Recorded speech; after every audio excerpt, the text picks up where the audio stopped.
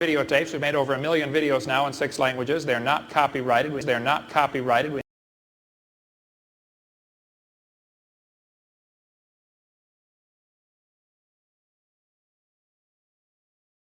Evolution probably would be a false religion as opposed to a branch of Christianity. But there are quite a few other religions. I'm going to cover a lot of this in our college class, so I'm going to skip most things for now. I won't cover them all now, just to hit a few highlights. But in our college class, in the 200 series, we will cover a lot of other religions. I mean, there's a lot of religions out there. Who's right? Well, obviously, the independent Baptists are right. You know, when you get done climbing the mountain of truth, that's, you know, fine. That they're sitting there all along. Did you figure that out yet, Derek? That the independent Baptists are the ones that are right? You're not quite there yet. You're still climbing? Still climbing, okay.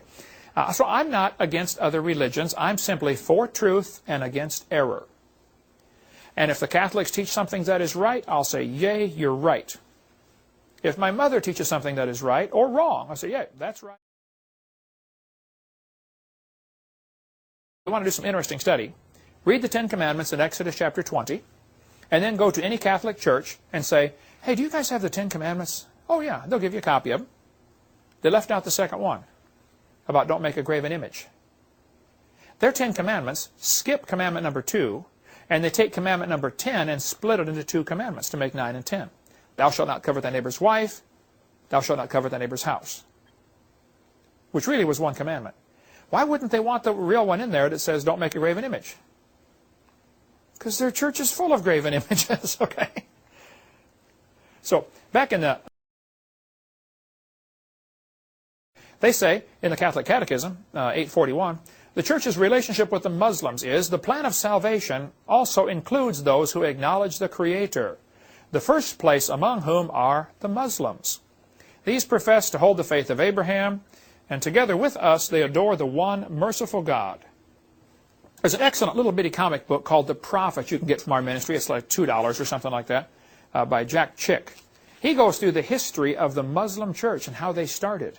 Very few people realize it was the Catholics that started Islam. They started the whole religion purposely to try to get the Holy Land back for the Catholics. They built up the Islam, they funded Muhammad, they trained him, they sent a Catholic nun out of the monastery. They said, we want you to come out of your convent, go find a young promising Muslim, marry him, and train him to raise up an army of Arabs to go take back the Holy Land for the Mother Church. Quite an interesting story if you want to read about that. It started to work, but then it failed because Islam got so big, they said, well, forget you Catholics, we're doing what we want. And I don't think most Muslims, which is now, what, 20% of the world population, Islam, I don't think most of them know that they really started off as a front for the Catholic Church. So let's cover just a little bit on Muslims. Ask the Muslim, how do you know Muhammad was a prophet? They'll say, well, he had a mole on his back. Holy moly. That's how you know he's a prophet, because he's got a mole on his back. I've got a mole on my back. Got one right here on my cheek. Man, I must be a double prophet. Got 2 moles. Albert, you got any moles? Yeah. Wow, bow down and worship Albert, you know. In one of the Muslim verses says, Muhammad asked the question, when I am dead and buried in the ground and go back to dust, is that all? What will happen to me? Muhammad himself had no clue if he was going to heaven. This verse in the Quran says, when he reached the setting of the sun, he found it set in a pond of murky water. Would that be scientifically accurate to say the sun sets in a pond of murky water? No. I would say the earth turns around and the sun, you know, appears to go around the earth. This is not scientifically accurate.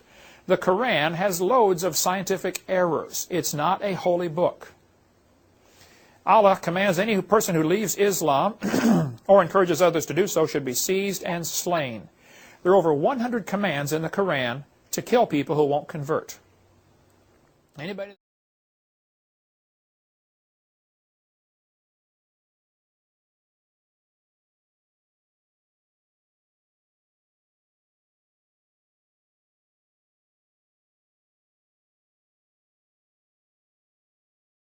Okay. What about Mormons? What do they believe? Are they a Christian religion? Joseph Smith said, I see no faults in the church, and therefore let me be resurrected with the saints. Whether I ascend to heaven or descend to hell or go to any other place, if we go to hell, we will turn the devils out of doors and make a heaven out of it. Where this people are, there is good society. What do we care where we are if the society be good? Joseph Smith didn't know if he was going to heaven or hell, by the way. God made Aaron to be a mouthpiece to the children of Israel, and he will make me be God to you in his stead. If you don't like it, you must lump it.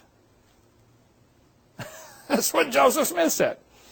Joseph Smith said, there are men living on the moon who dress like Quakers and live to be nearly 1,000 years old. Well, we've been to the moon a bunch of times now. Are there Quakers up there? This is scientifically inaccurate, okay? He's wrong. The official Mormon doctrine is someday we get to become God. The Mormons teach as we are, Adam or God once was. God used to be a man, and as God is, we shall be. And they think Adam became God. So when they pray, Heavenly Father, they're praying to Adam. There's some good books we offer. Here you can get on Mormonism. The Secret History of the Mormon Church is excellent. This shows some of the history of how people have been killed trying to leave Mormonism. Because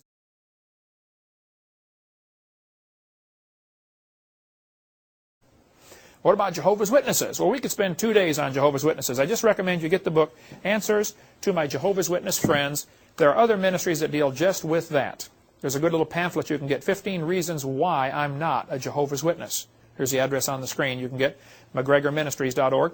There are people who have taken, God has led it on their heart to, witness to the Jehovah's Witnesses, and they're very sincere, really duped. One of the craziest religions on the planet has got to be Jehovah's Witness.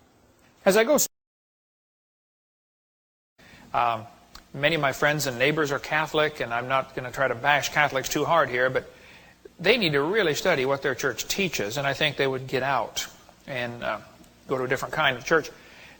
Milton Cooper has a book out called Behold a Pale Horse, in which he says, and I've tried to document this, and many people have said, yes, I've heard that it's true, but I can't prove it, so I'll keep working on documentation. But here's what he says in his book.